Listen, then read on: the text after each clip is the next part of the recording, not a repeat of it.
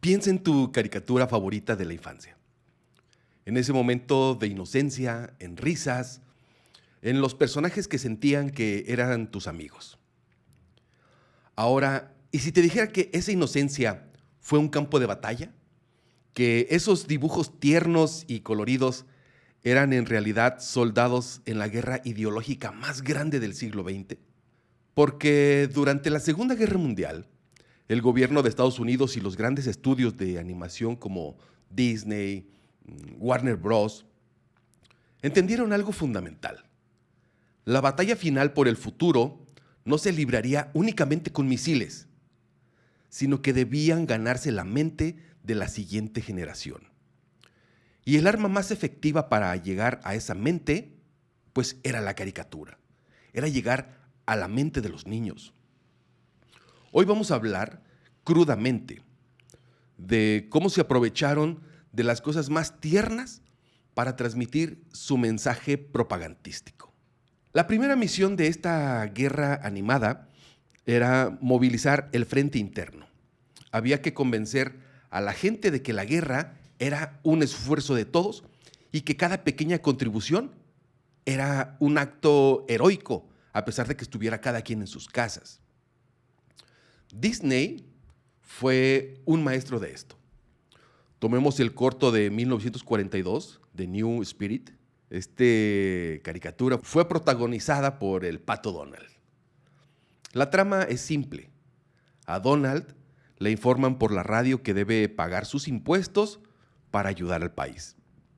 Al principio, él se enoja, como cualquiera de nosotros, pero la radio lo persuade, mostrándole que el dinero se convertiría en aviones, en barcos, en armas para derrotar a los malos, para derrotar al eje. El mensaje fue brillante. Pagar los impuestos no es una obligación, es un acto de patriotismo. Usaron el personaje más popular del estudio para vender la idea del sacrificio fiscal. Hicieron lo mismo también con otras historias clásicas. En una versión de 1941, de los tres cerditos, los tres cochinitos, el lobo feroz ahora era representado como un nazi. No puede derribar la casa del cerdito práctico. ¿Por qué? Pues porque está hecha con ladrillos, está construida con bonos de guerra y el mensaje era directo para las familias. Tu ahorro y tu inversión en bonos de guerra son el muro que va a detener a los malos, específicamente que va a detener a Hitler. Pero no bastaba solo con inspirar el patriotismo. Para ganar la guerra hay que tener primero a un enemigo claro. Hay que tener primero a alguien contra quien vamos a luchar, contra quién nos vamos a enfrentar. Uno que sea fácil de odiar, y las caricaturas se convirtieron en una fábrica para construir monstruos. Quizá el ejemplo más brutal y salvaje sea The Education for Dead de Disney, Educación para la Muerte. Esta caricatura se fue en 1943 y este corto en realidad no es ninguna comedia. Es un análisis aterrador de cómo el sistema nazi adoctrina a un niño, Hans. Este niño desde que nace le enseñan que la compasión es debilidad, que los débiles deben ser destruidos y que el único propósito en la vida es morir por Hitler. El corto en realidad es una obra maestra de contrapropaganda. No te dice que odies a los nazis, te muestra por qué debes temer y destruir un sistema que produce seres humanos así. Warner Bros., por su parte, usó el humor ácido en The Educators. Hitler, Mussolini, Hirohito, lo que fue el eje Berlín-Roma-Tokio, son representados como aves de un corral, son muy grotescos y ridículos, y al ridiculizar al enemigo, le quitas su poder.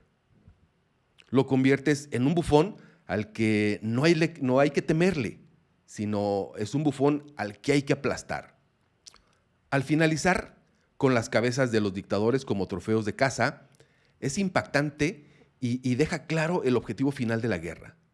La demonización y la ridiculación eran dos caras de la misma moneda propagandística. Y eso no es nuevo.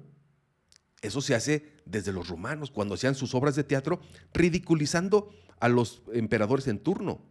Era la forma de quitarles el poder y hacerlos unos ridículos. Pero la propaganda no solo iba dirigida para los niños o al ciudadano común. A veces el objetivo era influenciar las decisiones al más alto nivel del gobierno y del ejército. El caso más claro es de Victory Through Air Power. Este documental también es de Disney.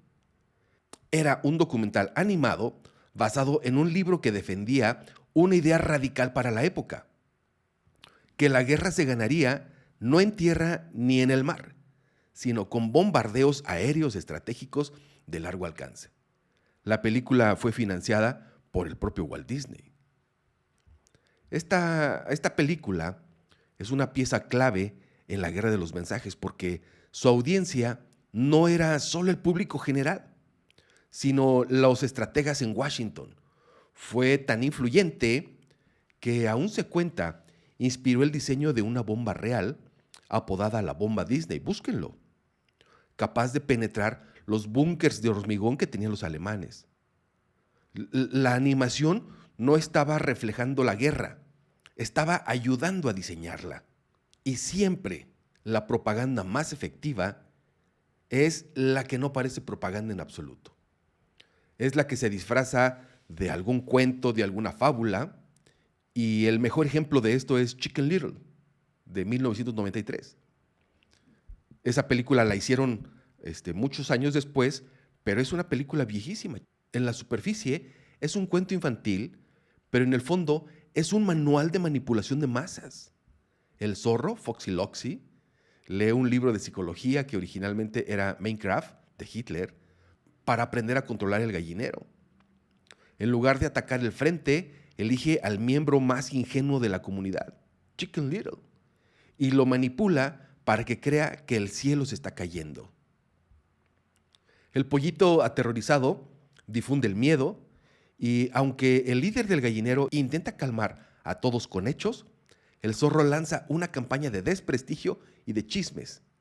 Al final, la comunidad, sumida en el pánico y la desconfianza, derroca a su líder y sigue al ingenuo Chicken Little, quien sin saberlo, lo lleva directamente a la cueva del zorro. Este corto es una actualidad brutal, es una anatomía de las fake news, es la demostración de cómo un mensaje de miedo repetido y amplificado puede destruir la lógica y el liderazgo, como lo advierte el propio zorro al final. No creas en todo lo que lees. La guerra animada de los años 40 es una de las lecciones más crudas que tenemos que aprender, porque nos enseña que la propaganda más efectiva no siempre es la que se grita más fuerte, sino la que se disfraza de entretenimiento, la que entra a tu casa, la que se sienta con tus hijos y les susurra al oído cómo deben ver el mundo. Hoy, la Segunda Guerra Mundial solo es historia, pero la guerra por la mente de nuestros hijos no ha terminado y nunca va a terminar. Solo cambia la plataforma. Las caricaturas ahora están en YouTube, en TikTok, en los videojuegos, y nos obliga a hacernos una pregunta incómoda. ¿Quién está escribiendo los guiones ahora? ¿Y qué mensajes están sembrando? ¿A poco no?